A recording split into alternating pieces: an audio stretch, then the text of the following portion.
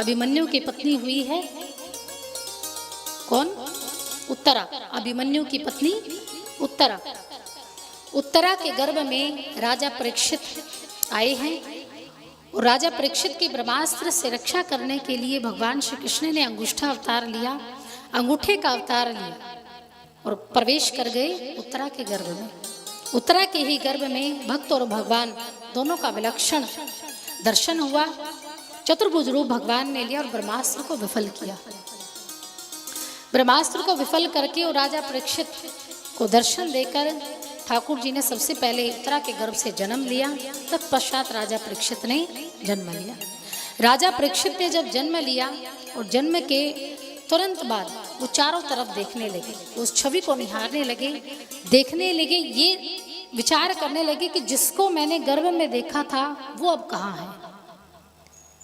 और चारों तरफ ढूंढते ढूंढते नजरें जब ढूंढ नहीं पाई उस बिहारी को, उस चतुर्भुज रूप को, भगवान के सुंदर स्वरूप को, तो परीक्षित जी महाराज बेहल हो गए, वियोगी हो गए। तभी से ही उनके अंदर भगवान से मिलन की उत्कंठा जागृत हो गई थी। नाम पड़ा परीक्षित। परीक्षित जब हुए तब उनको, परीक्षित महाराज जब होने वाले थे, कहते हैं हर माता को जब ये प्रतीत होने लगे कि उनकी प्रसव पीड़ा आने वाली है तो एक नाल छेदन प्रक्रिया होती है जिसमें सूतक लगता है। नाल छेदन जिसमें नाल जो काटी जाती है, जब तक नाल नहीं काटी जाएगी तब तक सूतक नहीं लगता है ना। जैसे ही नाल कट जाती है तब तुरंत सूतक लग जाता है। नाल छेदन से पहले एक कार्य किया जाता है और जो वो कार्य किया जाता है वो कार्य का जो फल है वो अक्षय माना जाता है। अक्षय अर्थात जिसका कभी क्षय ना हो, जिसकी कभी समाप्ति ना हो। जिस प्रकार से एकादशी का व्रत है, इस व्रत का पुण्य कभी समाप्त नहीं होता, जीते भी नहीं, जी भी नहीं और मृत्यु के बाद भी नहीं, ये सदैव रहता है। वैसे ही ये दान है। जिस भी माता को ये एहसास होने लगे, अनुभव होने लगे कि अब मुझे प्रसव पीड़ा प्रारंभ होने वाली है, और जब पीड़ा प्रारंभ हो जाए, बच्चे के जन्म का समय आ जाए, तो उस जन्म से पूर्व यानी नाल छेदन क्रिया से पूर्व दान आदि करना चाहिए। और ये कार्य किया था युधिष्ठिर जी महाराज ने। युधिष्ठिर कौन है? बड़े पुत्र हैं कुंती के, जो धर्म के अवतार हैं। युधिष्ठिर जी महाराज ने उसी समय नाल छेदन प्रक्रिया से पहले अक्षय दान दिया और इसी दान के कारण ही युधिष्ठिर महाराज को स्वर्ग मिला। क्या मिला? तो आप ये अनुभव कर सकते हैं, अंदाजा लगा सकते हैं कि इस दान से युधिष्ठिर महाराज को कितनी बड़ी पदवी मिल गई। तो कभी ये अवसर आए, ध्यान रहे, तो बच्चा होने से पूर्व यानी नाल कटने से पहले अगर द्वार पर हो या घर में कोई हो या गौशाला में जाइए या कोई पवित्र स्थान पर जाइए और वहां उस बच्चे के नाम से दान करके आइए। वो दान उस दान की भांति है जैसे माघ मास में जो दान किया जाता है। माघ मास अभी आएगा है ना, अब कुंभ का मेला भी लगेगा। जो माघ मास में जो दान किया जाता है उस दान के समान माना जाता है इस दान को।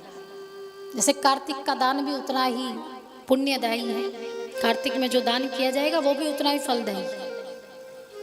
तो जो ये थोड़ा सा वर्णन आया, तो अगर संभव हो तो जरूर ये कार्य कीजिएगा अपने बच्चे के निमित्त, जो आने वाली पीढ़ी है उसके निमित्त।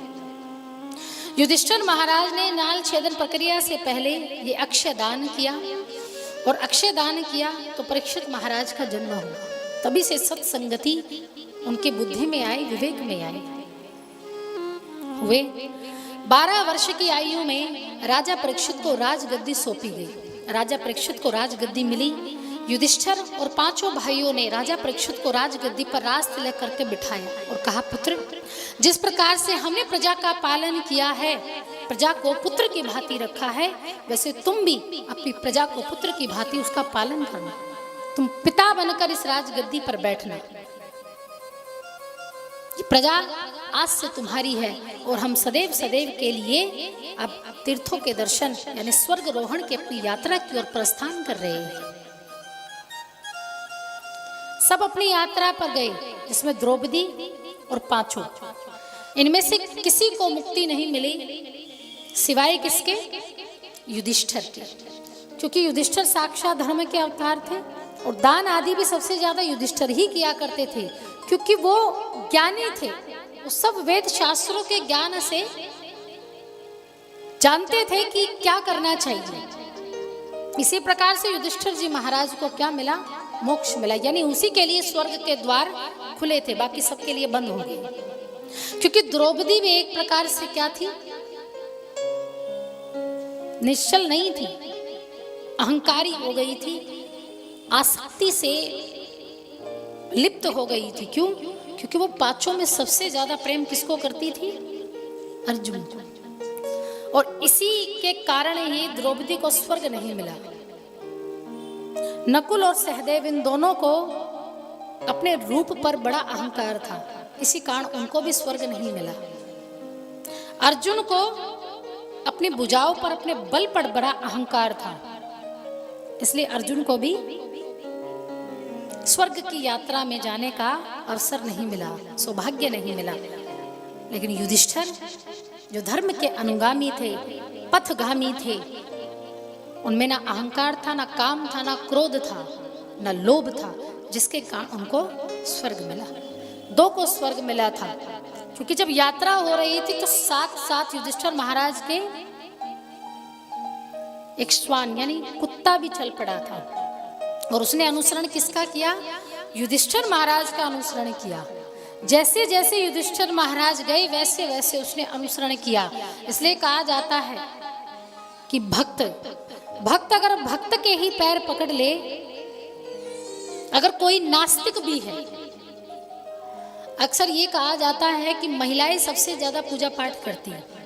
पुरुष जब पूजा पाठ करता है तो उसका फल हो सके भी पत्नी को ना मिले, लेकिन पत्नी जब पूजा पाठ करती है, कोई सत्कर्म करती है, तो उसका आधा फल किसको मिलता है? पति को मिलता है। जो स्त्री पूजा पाठ करती, धर्म कर्म के कार्य करती है, तो उसका कुछ पुण्य किसको मिलता है? पति को मिलता है।